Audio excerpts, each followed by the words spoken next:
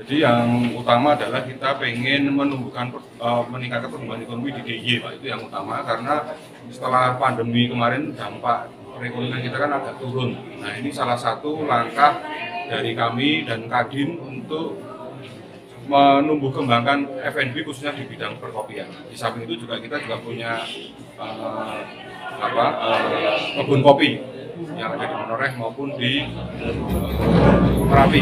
Dan seperti kita ketahui bersama, yang di Merapi sekarang ada ditanam peremajaan lagi, Pak, oleh Gubernur. Itu, terima kasih. Kalau perbedaannya dari tahun-tahun sebelumnya, Pak? Ada yang mencolok di tahun ini? Ya, mungkin masih itu. Ya, oke. Mungkin tadi pertanyaannya, mungkin tahun ini adakah menciptakan sesuatu yang berhubungan dengan kopi? Tapi mungkin tahun ini kita balik. Kenapa nggak kita provide teman-teman Gen Z yang ngopi agar kopi bisa lebih jauh diterima oleh mereka? Jadi mungkin tahun ini kenapa tidak menjadi bridging dari jembatan buat teman-teman Gen Z dan Gen Y ya, yang selama ini kopi udah jadi culture-nya mereka. Mas tadi disebutkan ada varietas atau beans langka yang dihadirkan, itu boleh dibocorkan? Masih belum bisa di-spill, tapi kami pastikan itu salah satu beans yang langka dari dunia dan terutama yang dunia ya. Nanti akan kita spill di Instagramnya jogjacoffeebag.id. Kita lakukan rencananya tahunan, jadi nanti kita akan terus berlanjut sampai tahun depan lagi. Karena kenapa? Karena seperti kita ketahui bersama bahwa Jogja ini meskipun kita punya kebun kopi yang hanya Menoreh dan Merapi, kapasitasnya sedikit, tetapi ternyata bahwa kedai kopi di Jogja ini terpadat di Indonesia dibanding kota-kota lain. Kemudian yang unik lagi bahwa di saat pandemi kemarin itu manakala usaha F&B itu pada turun, uniknya itu malah coffee shop itu malah naik, malah turun. Nah, itulah kenapa dalam hal ini kami membawa tema besar adalah Jogja Coffee Indonesia Coffee Showcase, yang kami harapkan adalah karena juga Jogja ini punya kedai kopi yang terpadat, kemudian juga Indonesia pada umumnya itu adalah penghasil kopi terbesar nomor 4 dan nomor 5, sehingga kita harapkan juga Jogja ini sebagai kota kopinya Indonesia, bahkan ini menjadi kota kopinya dunia. Itu harapan besar kami mengenalkan Jogja Coffee ini. Kemudian perlu kami sampaikan bahwa harapan di dalam penyelenggaraan ini adalah kita bisa mempertemukan semua lingkup kopi, dari pengusaha kopinya, kemudian dari petaninya, kemudian juga dari permesinan, kemudian dari roastery, dan bahkan sampai keturunannya ada baju ya, seragam seperti itu, kemudian juga ada packaging, itu nanti ada semua di situ. Jadi akan sangat menarik kegiatan ini, dan juga akan didukung oleh acara-acara yang lain, nanti bisa didetailkan oleh ini. Dan kami juga menggandeng teman-teman muda ini dari HIPMI, kemudian juga dari PKJ, Pengusaha Kreatif Indonesia. Ini juga nanti semoga akan menambah kemeriahan dan kesinambungan yang akan kita perlihatkan nanti. Untuk detailnya nanti mungkin bisa dijelaskan oleh ini. Dan saya kenalkan, ini ada Mas Rida Pandra atau Mas Indo, ini beliau adalah wakil ketua panitia. Kemudian ada Mas Debi Radil, beliau ini yang bertanggung jawab tentang acara dan kompetisi. Dan ini ada Mas Reddy Malika, ini ahlinya medsos. Jadi memang eranya ini sudah berganti ya. Jadi ini nanti Mas Reddy. Kira-kira itu pengantar dari saya, mohon dukungan dari teman-teman media semua. Semoga acara kita ini bisa terlaksana dengan lancar, baik, dan bermanfaat dan berkah untuk kita semua. Terima kasih. Wassalamualaikum warahmatullahi wabarakatuh. Mohon Mas sampai dulu ya. Oke, kasih dulu. Terima kasih. Assalamualaikum warahmatullahi wabarakatuh. Selamat siang, salam sejahtera untuk kita semua. Terima kasih atas waktunya Bapak-bapak sudah hadir. Terima kasih Pak Abdul sudah waktu hadir. Jadi hari ini bagaimana kita bisa membawa pasar dan kebutuhan market ke dalam platform di Jogja Coffee Week ini. Next.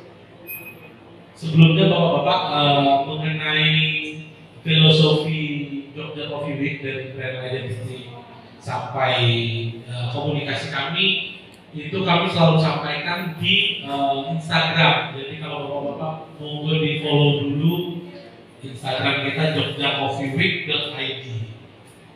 Kalau dibuka HP-nya di follow dulu biar kita nanti bisa saling interaksi di sana. Oke. Spirit utama setelah Jogja Coffee Week 3 ini, spirit utamanya adalah kita berusaha kopi semakin inklusif. Jadi kopi semakin inklusif karena kita punya hulu sampai hilir kopi yang selaku pelaksana acara di DCW 3 ini. Di sini saya akan menjelaskan terkait kompetisi. Di sini ada kompetisi kita itu ada latte art, yang mana latte art itu seni dalam dunia kopi ya, seni dalam menggambar di atas kopi gitu. Nah, untuk latte art sendiri Anda datang ke 28 kopi di tenan JCW. Nah, dia akan membuatkan spesial menu yang mana akan disajikan kepada customer yang akan hadir di situ. Oke, next.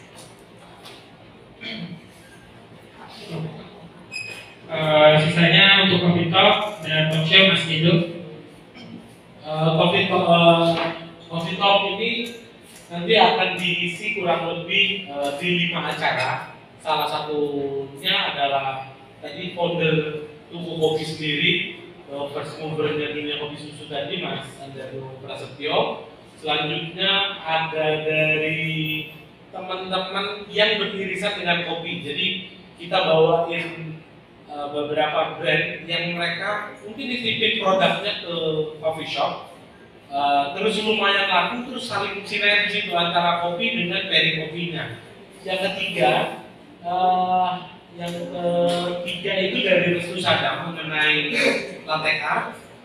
Jadi buat teman-teman yang baru belajar atau keluarganya atau saudaranya yang mau baru belajar di dunia, pengen berkarir di dunia latte art, monggo sangat disarankan untuk hadir.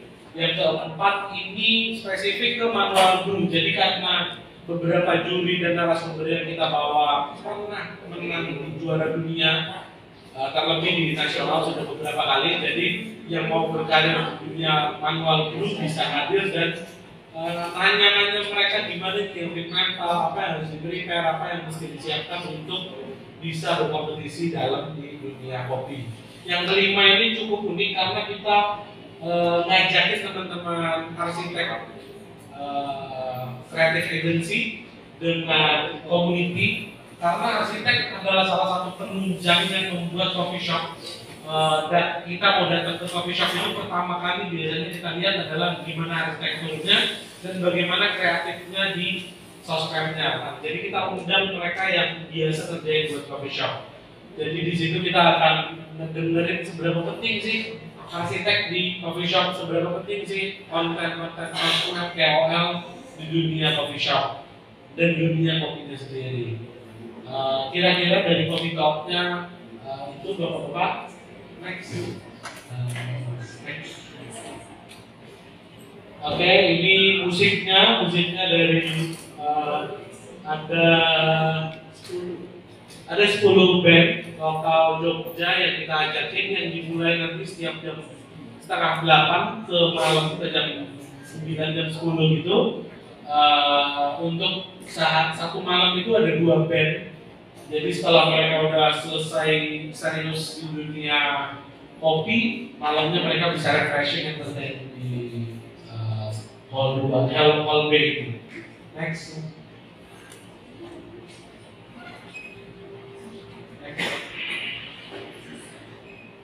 Oh ya, oke. Ini layoutnya bisa berada di B.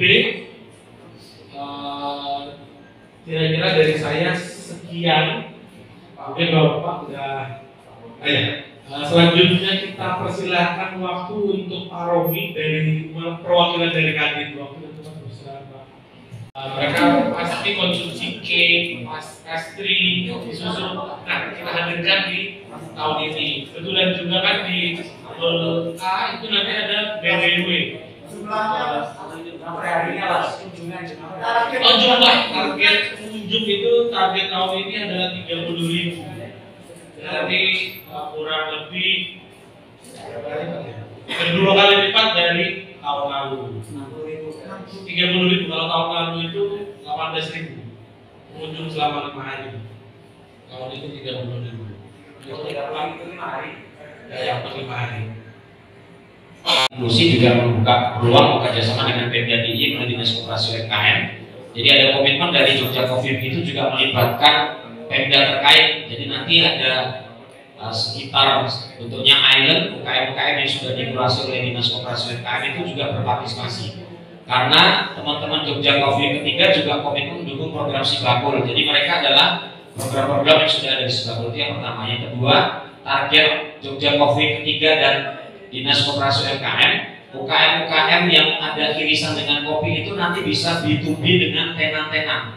Itulah kenapa nanti di tenannya Dinas Koperasi UMKM itu ada misalkan saya nyebutin Grana Kitchen yang cake dan produknya itu bisa menjadi mitra tenan-tenan yang jumlahnya 103. Nah, jadi harapan kita ada terjadi B2B. Mungkin itu yang mungkin cukup berbeda juga di event kali ini. Tambahnya itu terima kasih. Tangannya oke, semangat ngepal lah. SOP banget, SOP banget. Ya. Bentuknya seragam. 1, 2.